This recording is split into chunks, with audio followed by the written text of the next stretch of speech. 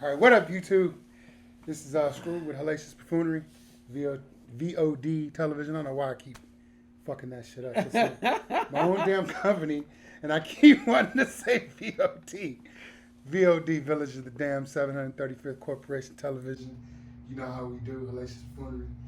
Here with the infamous, everybody's the infamous, right? The infamous, the king, VG right here. We finna get it in. What's good, everybody? Yeah, Thanks for having me. You feel me? Yes, sir. Yes, yes, It's sir. been a long time. Yes, sir. It's like I'm wrapped up in the 60s, smoking weed with Big Diddy. Sadini never stop. This nigga from the Dean, I really fuck the shitty. Never second look the greedy or the silly. Matter of fact, that's a plan, you can come with me. Cause if freedom got the price, I'd rather steal it. Raw deal it, cap peel it, spit it down the sun, I roll it up and seal it.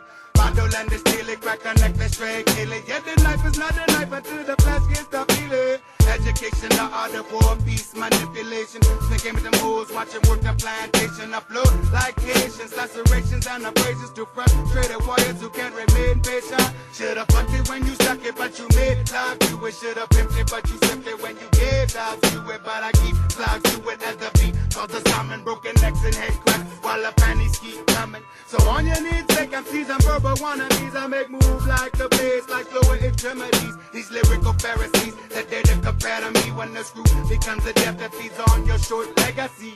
With fluid flows, my liquid telepathy asphyxiates every thought to create mental jeopardy. Choose your words carefully. Avoid every line you design with my verbal hysterectomy and no running or hiding.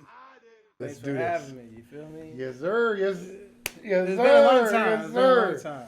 So this is very interesting because most of the people that I interview, I know a little bit about. Him, I didn't know none of this. I didn't know none of this. None of all this.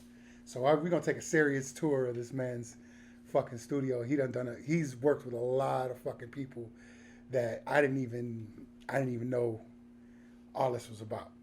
And the best part about it is this is my homie. That's a It's fact. genuine friends. So we've been through the trenches together, and I trying to get him to come through the trenches again, but he said he ain't doing it, but only on Sunday. So he said, "Fuck that! I'm only doing it on Sunday."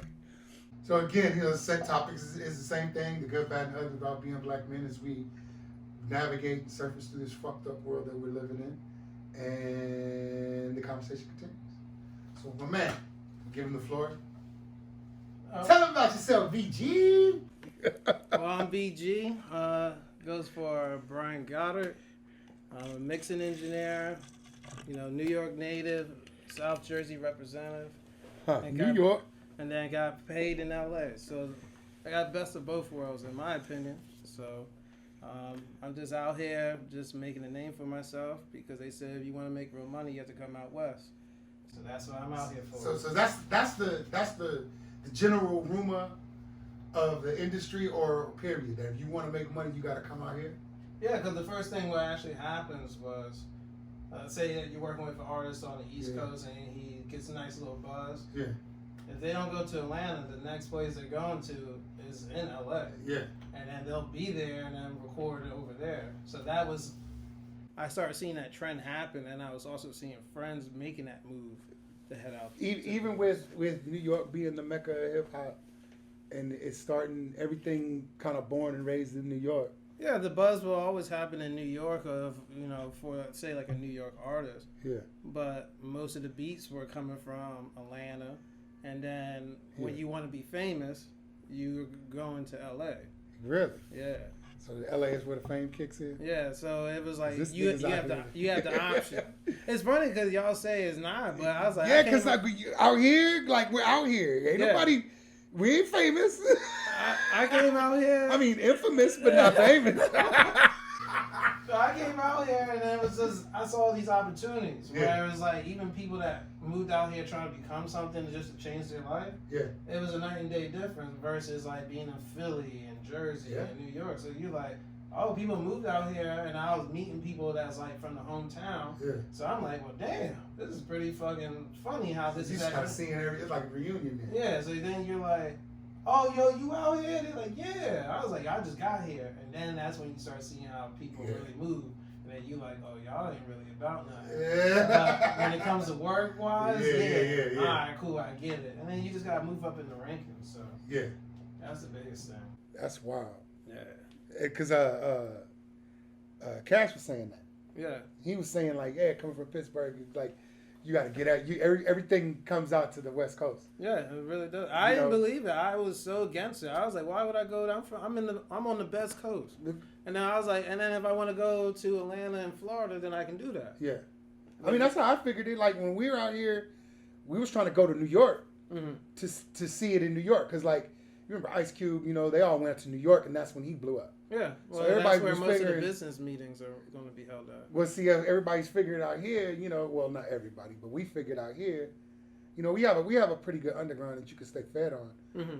But we don't really know, not too many people just blow up from out here like that. Right. We have a few groups like Cypress Hill and a few other groups that were underground and that took off, but our underground is like so huge that you can just survive on the underground and not really ever go mainstream, and no one really ever knows. So no one thinks like, come out here to make the money. You come, It's like you just come out here to just do hip hop. Right. You know what I mean? Not really to get paid like that. Like that. To go triple platinum or whatever. Right. I'm a big fan of like the indie, underground route. Yeah, that's all we are. Because it's like those guys were really making music that they truly like. Yeah, yeah. And then half of them songs are getting picked up from the major artists. Yeah. Due to the fact of it's like, that was a catchy song.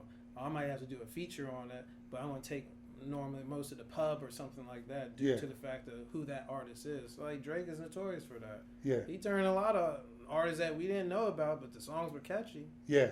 And he's on it easy. Yeah, that's true. He was notorious for that, or is notorious for that. I don't know how he does that shit. But you just gotta have an ear for it. Definitely, Yeah. like when you're constantly around it, and you like some people can write off a song or like a producer and be like, yo, that's not it.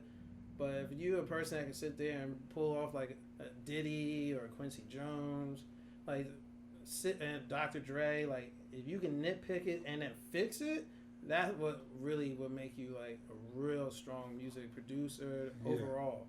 Because it's like, well, what are you looking for? Like okay, when you say in the nitpick, you know what I mean? Because like this is art, so like art is individually impressionable. So it's like one person might see, I don't like that whatever that is. Then the other person would be like, nigga, that's the bomb. What are you talking about? It's very how I like how you said that. So it is an art. Art is endless. Right.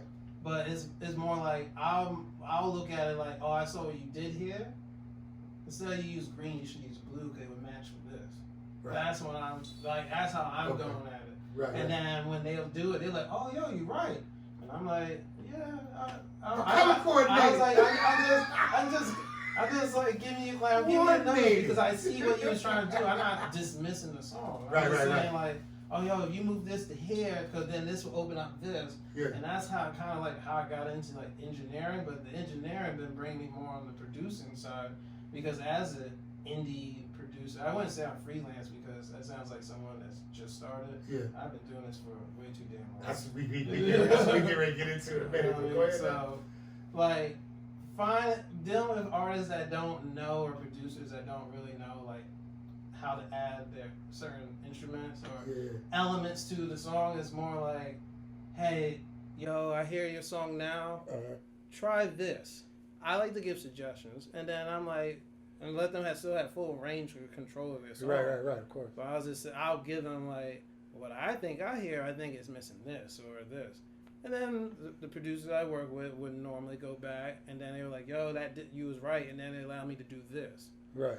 Or we give it to someone else that's known for, like, say, someone that's really good at drums, but their melody-wise is not great. Or I give it to someone that actually play keys. Yeah.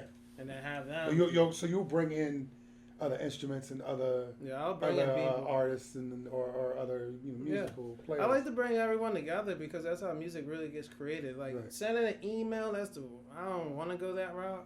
Sometimes you gotta do track it all the way over there. And he's like, yo, I'm at my house, send it to me. I'm like, well, we got FaceTime, but nothing beats the vibe when everyone's in the room. Right. And it's just, I agree with that. Hands down, everyone in the room, and then it's like, shoot, we got the engineer. You trying to cut, at least let's cut the first verse, or if we got the chorus already, let's go from that. Yeah, because the most fun that I had, every time we were recording was when everybody was in. Yeah. when everybody was in the room, everybody, you know, smoke weed, get drunk, and then all of a sudden everybody kind of vibes off of everybody and they start busting. Exactly. You know, the competition kicks in. You don't want to have the wackest verse. So, you know, it ends up the song even higher and higher. Exactly. Yeah. So yeah, I get you on that. That when you shipping it across town like that, it's almost impersonal, and it's almost like disrespectful. It's like saying, you're not worthy for me to and when you be in the studio with you, but you could be on the track. Yeah, it's like email it to them. They, you know, after people are starting to treat their emails like their regular mail at their house. They'll get to it in like 3-4 days. Yeah. And you're like, damn, I thought you was gonna like how you answered the text message so fast. I thought you was gonna jump on it like within like an hour. I hate you, man. You know what I'm saying? So, bro, I got like 30,000 email right now that I just be thumbing right through. I don't even look at them. They all got blue dots next to them. see? And I don't even know why they calling me. I ain't get my email out like that.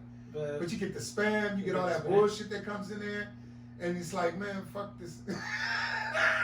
You like, you be controlling me, man.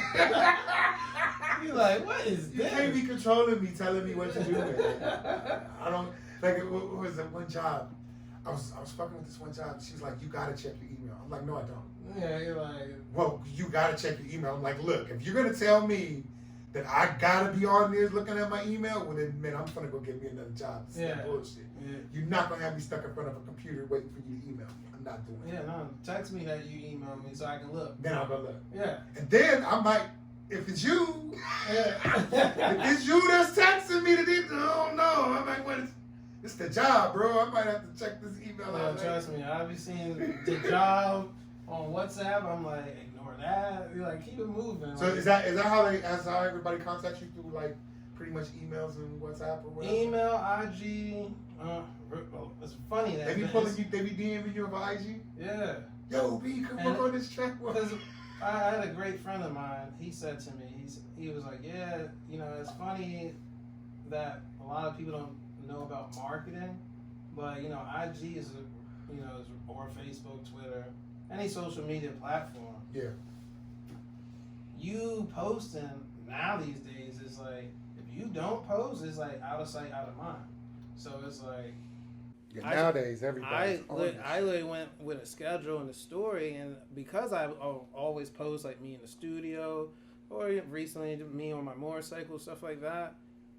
It's like people hit me up like, oh, I need an engineer. Oh, BG, like he might be free. Let me go hit him up. And then they'll hit me up like, yo, bro, I got this song. They'll give me a full description. And then I just ask simple questions like, yo, what are you going for? You know, where you recording on Logic or is it in Pro Tools? And, you know, send me the session. I'll send them the invoice. Keep it very professional. I don't like to exchange money in the studio because that's issues. There's issues. I was like, especially the right niggas be in there and they see money go hand in hand like that. Yeah, nah, we ain't playing that. Baby. That nigga made. Yeah. What? Yeah. Everybody start digging in their bags like. Yeah, they like, well, he owed me money. What? You know what I mean? So yeah, I keep it very professional to the point where I was just like, all right, cool. We got people coming in. I started gaining attraction, so that's why I was just like, all right, let's make this transition to really just full time, just do it. You have nothing to lose. How long you been doing this, bro? Well, I kind of grew up with this. My brother was a music producer. He was a co-music producer for Boys II Men. He worked with Wanye. Oh yeah. The company was called Mass Production. I remember meeting Brandy. Out Here Brandy? Yeah, Out Here Brandy. Yeah. She was young as hell. I think we got a lot of her stories about Brandy. Brandy from South Pass, so I'm from Pasadena. Oh, okay. So I know the school she went to. We know a lot about her. Yeah.